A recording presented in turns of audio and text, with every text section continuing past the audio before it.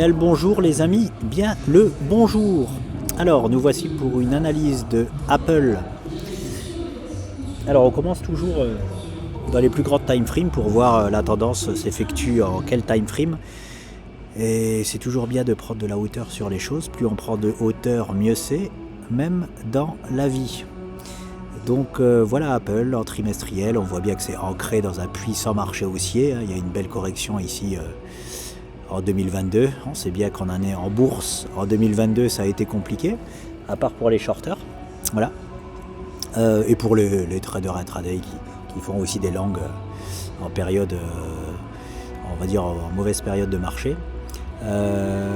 Donc on est ancré dans un puissant marché haussier. On descend d'une time frame, on va voir le mensuel. En mensuel, voilà, c'est très propre ce qu'on a.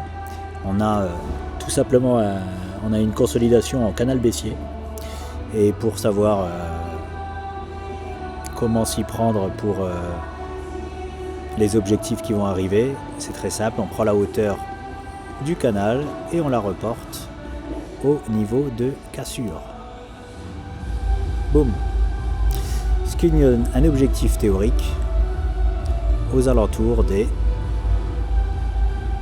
216 euros ou dollars. C'est en euros ou en dollars, je ne sais pas. Donc voilà pour Apple. On peut descendre encore d'une time frame, mais j'irai pas plus bas parce qu'on voit bien que la tendance s'effectue en mensuel. J'irai pas plus bas.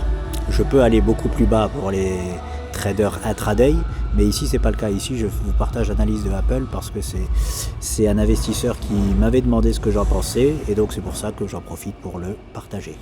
Donc en hebdo, qu'est-ce qu'on voit ? On voit la composition en fait du canal baissier qui est très intéressante.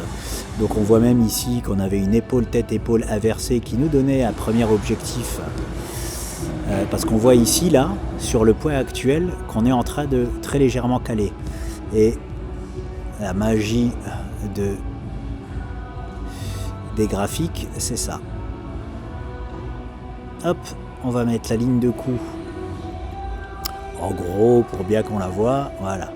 J'ai exagéré, hein. On voit bien une épaule tête épaule inversée, ligne de coup. L'objectif de cette figure c'était quoi ?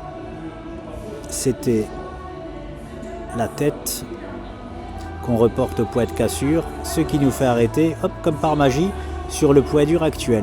Voilà, pourquoi ? Parce qu'il y a des prises de bénéfices en fait.